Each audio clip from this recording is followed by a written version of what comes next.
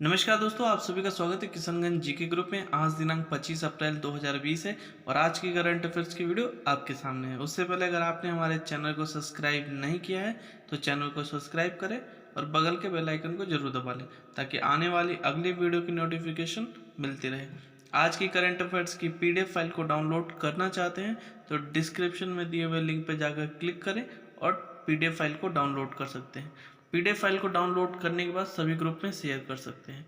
हमारे WhatsApp, Facebook और Telegram group को ज्वाइन होना चाहते हैं तो उसके भी लिंक डिस्क्रिप्शन में दी है। तो स्टार्ट करते हैं आज की करंट अफेयर्स की वीडियो के साथ। आज का पहला प्रश्न है, हाल ही में हुए बटन ब्लिट्ज कप 2020 का फाइनल किसने जीता है? इसका आंसर है एलिर्जा फिरोजा ने। अब बात करते हैं एलिजा फिरोजा की। ये ईरान के शरणार्थी हैं और वर्तमान में पेरिस में रह रहे हैं। इनकी उम्र 16 वर्ष है और इस पुरस्कार में 14,000 अमेरिकी डॉलर का खिताब इनको मिला हुआ है। इन्होंने हराया है विश्व शतरंज चैंपियन मैग्नस कार्लसन को हराया है। अब बात करते हैं इस कप का आयोजन फेडरेशन इंटरनेशनल दी चेस के द्वारा आयोजन किया गया है। अब बात करते हैं FIDE की। FIDE का फुल फॉर्म फेडरेशन इंटरनेशनल दी चेस। इसकी स्थापना 1924 में हुई। इसका मुख्यालय लॉरेंस स्विट्जरलैंड में है। इसके वर्तमान अध्यक्ष अकार्डी डवाकोचिच हैं। अब बात करते हैं अंतर्राष्ट्रीय शतरंज प्रतियोगिता की। अब इस प्रतियोगिता के बाद 2700 पॉइंट्स के साथ वे 21वें नंबर पे आ गए हैं। अगला प्रश्न देखते हैं, हाल ही में बसंत दास का निधन हुआ, वह किस राज्य से पूर्व राज्यसभा सांसद थे? इसका आंसर है उड़ीसा। अब ये उड़ीसा राज्य के पूर्व राज्यसभा सांसद की बात करते हैं। उड़ीसा के मुख्यमंत्री नवीन पटनायक, राजधानी भुवनेश्वर, राज्यपाल गणेशी लाल हैं। अब बात करते हैं पूर्व राज्यसभा सांसद उड़ीसा से। ये उम्मीदवार जनता दल के थे जो कि 1990 से 1996 के बीच में राज्यसभा सांसद रह चुके थे और 1985 से 1990 में भवानी पटना नगर पालिका के अध्यक्ष पद पे भी पदभार संभाल चुके थे। अगला प्रश्न देखते हैं, हाल ही में UNODC किस देश में लॉकडाउन लर्नर सीरीज का शुभारंभ किया है? इसका आंसर है भारत। अब यह UNODC के बीच में हुआ तो बात करते हैं UNODC का full form United nation office on drug and crime. इसकी स्थापना 1997 में हुई। इसका मुख्यालय वियना ऑस्ट्रिया में है। इसके महानिदेशक घड़ा फती वाले हैं। अब बात करते हैं इस अभियान की। इस अभियान का नाम है एजुकेशन फॉर जस्टिस, जो कि लॉकडाउन लर्नर सीरीज के रूप में इसको किया गया है। इसका मेन उद्देश्य कोविड-19 के कारण सतत विकास लक्ष्य, शांति, न्याय और सशक्त संस्थाएं पर पड़ने वाले प्रभाव पर जोर देना, उस पर पड़ने वाले दुष्प्रभाव को कम करना। अगला प्रश्न देखते हैं, हाल ही में किस देश ने भारतीय उच्चायोग ने व्यापार संवर्धन पर वेबिनार का आयोजन किया है? इसका आंसर है बांग्लादेश। अब ये इसका आयोजन बांग्लादेश में हो तो बात करते हैं बांग्लादेश की। बांग्लादेश की राजधानी ढाका, मुद्रा टका, प्रधानमंत्री शेख हसीना, राष्ट्रपति अब्दुल हामिद है। अब बात करते हैं इस आयोजन के। इस आयोजन में बांग्लादेश में स्थित भारतीय उच्चायोग और दूसरे नंबर पे भारतीय Bangladesh chamber of commerce and industry IBCCI, जिसमें भारत के उच्चायुक्त रीवा गांगुली दास शामिल थी।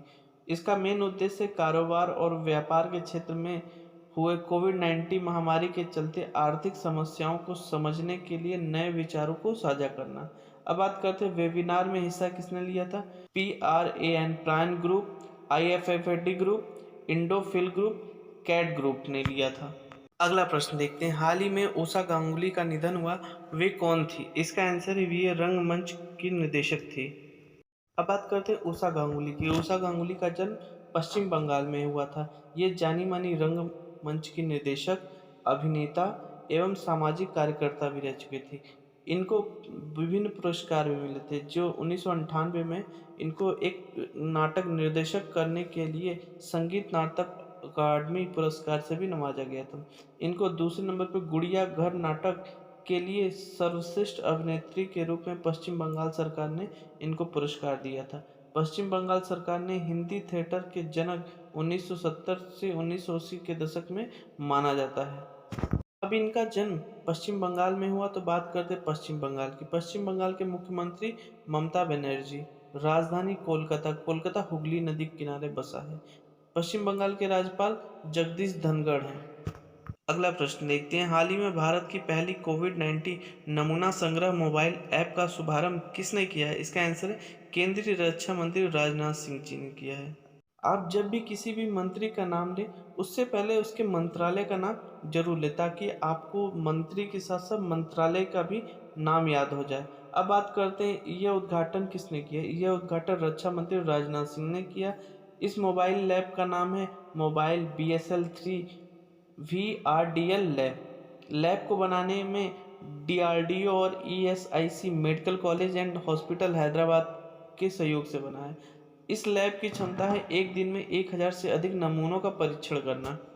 अब इस लैब को DRDO के द्वारा बनाया गया, तो बात करते हैं DRDO का full form defence research and development organisation. इसकी स्थापना 1958 में हुई। इसका मुख्यालय नई दिल्ली में है।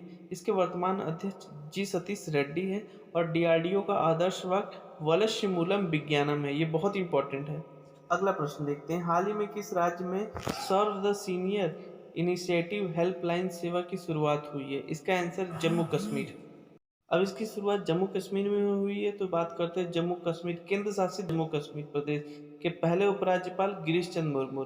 अब बात करते हैं इस हेल्पलाइन की। यह हेल्पलाइन जम्मू कश्मीर राज्य विधिक सेवा प्राधिकरण के द्वारा प्रारंभ की गई। इसका मेन उद्देश्य अकेले रहने वाले वरिष्ठ नागरिकों की मदद करना, समय पर दवा एवं किराने की सामान को उपलब्ध कराना। इस अभियान की शुरुआत जम्मू कश्मीर हाई कोर्ट की मुख्य न्यायाधीश न्यायमूर्ति गीता मित्तल और राज्य विधिक सेवा प्राधिकरण के कार्यकारी अध्यक्ष न्यायमूर्ति राजेश बिंदल के द्वारा प्रारंभ किया गया है।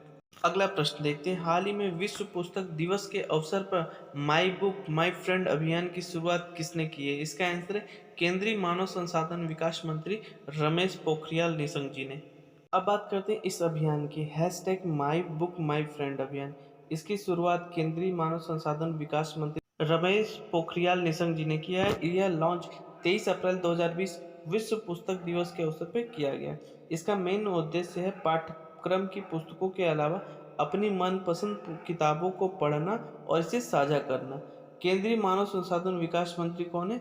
रमेश पोखरियाल निशंक हैं। अगला प्रश्न देखते हैं, हाल ही में अमेरिका में होने वाले वर्ल्ड गेम्स के 11वें संस्करण का आयोजन कब होगा? इसका आंसर है 2022 में। अब बात करते हैं इंटरनेशनल वर्ल्ड गेम एसोसिएशन की। इसी के द्वारा वर्ल्ड गेम का 11वां संस्करण 2022 में अमेरिका में होगा। अब बात करते हैं इंटरनेशनल वर्ल्ड गेम एसोसिएशन की। इसकी स्थापना 1980 में हुई। इसका मुख्यालय लॉरेंस स्विट्जरलैंड में है।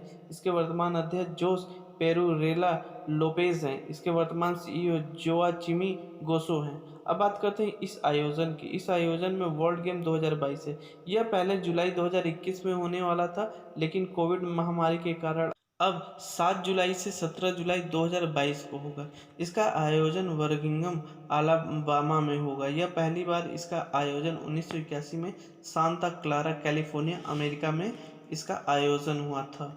अगला प्रश्न देखते हैं, हाल ही में CSIR ने किसके साथ मिलकर के कम लागत में कोविड-19 टेस्ट किट फेलुदा को विकसित किया? इसका आंसर है IGIB के साथ। अब बात करते हैं IGIB की। इसका full form institute of genomics and integrated biology. इसकी स्थापना 1977 में हुई। इसका मुख्यालय नई दिल्ली में है। इसके वर्तमान डायरेक्टर अनुराग अग्रवाल है। अब बात करते हैं CSIR की। इसका फुल फॉर्म वैज्ञानिक और औद्योगिक अनुसंधान परिषद। इसकी स्थापना 1942 में है। इसका मुख्यालय नई दिल्ली में है। इसके महानिदेशक शेखर सिंह मुंडे हैं और इसके अध्यक्ष भारत के प्रधानमंत्री होते हैं। अब बात करते हैं कोविड-19 किट की। इसको बनाने में डॉक्टर शोभित मैती, डॉक्टर देव ज्योति चक्रवर्ती, 2 लोगों का अत्यधिक सहयोग है और इन्हीं के द्वारा इस किट को बनाया गया है। इस किट की कीमत करीब करीब 500 रुपये है, जो कि मार्केट में 4500 के करीब आयात किया जा रहा है। लेकिन और किट का नाम फिल्म का सत्यजीत रे की कहानी पर आधारित है। अगला प्रश्न देखते हैं, हाल ही में शांति के लिए बहुपक्षीयता एवं कूटनीति हेतु अंतर्राष्ट्रीय दिवस कब मनाया गया? इसका आंसर है 24 अप्रैल। अब बात करते हैं इस दिवस की। इस दिवस को यूनाइटेड नेशन के द्वारा मनाया जाता है और यह पहली बार 24 अप्रैल 2019 को मनाया गया। इसका मेन उद्देश्य विश्व स्तर पर विभिन्न देशों के बीच में शांति, सुरक्षा, विकास एवं मानवाधिकार को बढ़ावा एवं सहयोग देना। अब बात करते हैं यूनाइटेड नेशन की, जिसको हिंदी में संयुक्त राष्ट्र कहते हैं। इसकी स्थापना 24 अक्टूबर 1945 है। संयुक्त राष्ट्र का मुख्यालय न्यूयॉर्क अमेरिका में है। इसके महासचिव एंटोनियो गुटेरेस हैं। अब संयुक्त राष्ट्र दिवस कब मनाया जाता है, तो वो 24 अक्टूबर को है। और संयुक्त राष्ट्र में सदस्य देश कितने हैं, 193 देश हैं। अगला प्रश्न देखते हैं, हाल ही में राष्ट्रीय पंचायती राज दिवस कब मनाया गया? इसका आंसर है 24 अप्रैल। अब बात करते हैं पंचायती राज व्यवस्था की। इसको 73वें संविधान संशोधन अधिनियम 1992 में इसको संशोधन किया गया था कानून में, जिसके बाद 24 अप्रैल 1993 में इसको कानून एक बना दिया गया था, जो कि केंद्रीय पंचायती राज मंत्री नरेंद्र सिंह तोमर है। अब बात करते हैं पंचायती राज दिवस, जो कि राष्ट्रीय स्थानीय स्वशासन दिवस है। ये 24 अप्रैल को मनाया जाता है। ये देश में पहली बार 2010 में मनाया गया था। मनाया जाता है पंचायती राज मंत्रालय के द्वारा। इस अवसर पर ग्राम स्वराज पोर्टल और एक मोबाइल ऐप प्रधानमंत्री मोदी जी के द्वारा लॉन्च किया गया है। दोस्तों, अब आपको एक काम करना है कि अप्रैल महीने में जितने भी इम्पोर्टेंट डेज आए हैं आप वीडियो को पॉज करें, और जितने भी इम्पोर्टेंट डे आए हैं उसको कमेंट बॉक्स में इसका आंसर और लिखे जरूर, जिससे आपको अप्रैल महीने के सभी मोस्ट इम्पॉर्टेंट करंट अफेयर्स के क्वेश्चन और मोस्ट इम्पॉर्टेंट डेज याद हो सके। अब बात करते हैं कल के क्वेश्चन ऑफ द डे का। क्वेश्चन, हाल ही में पृथ्वी दिवस कब मनाया गया है? इसका आंसर है 22 अप्रैल। अब बात करते हैं आज के क्वेश्चन ऑफ द डे का। क्वेश्चन, हाल ही में अंग्रेजी भाषा दिवस कब मनाया गया? आपके पास 4 ऑप्शन है। सही ऑप्शन को कमेंट बॉक्स में फुल डिटेल के साथ लिखें, ताकि आपको इस वीडियो के सारे क्वेश्चन याद हो सके। ये रहे आज के सारे मोस्ट इंपॉर्टेंट करंट अफेयर्स के क्वेश्चन। मुझे पूरा भरोसा है आपको यह वीडियो काफ़ी पसंद आया होगा, इसीलिए अभी तक आपने हमारे चैनल को सब्सक्राइब नहीं किया है तो चैनल को सब्सक्राइब करें और बगल के बेल आइकन को जरूर दबा लें, ताकि आने वाले अगली वीडियो के नोटिफिकेशन मिलते रहे। और तब तक इस वीडियो को ज़्यादा से ज़्यादा शेयर करें, लाइक करें, कमेंट्स करें। क्वेश्चन ऑफ द डे का क्वेश्चन का आंसर कमेंट बॉक्स में जरूर लिखें। तो मिलते हैं कल के करंट अफेयर्स के वीडियो के साथ, तब तक धन्यवाद।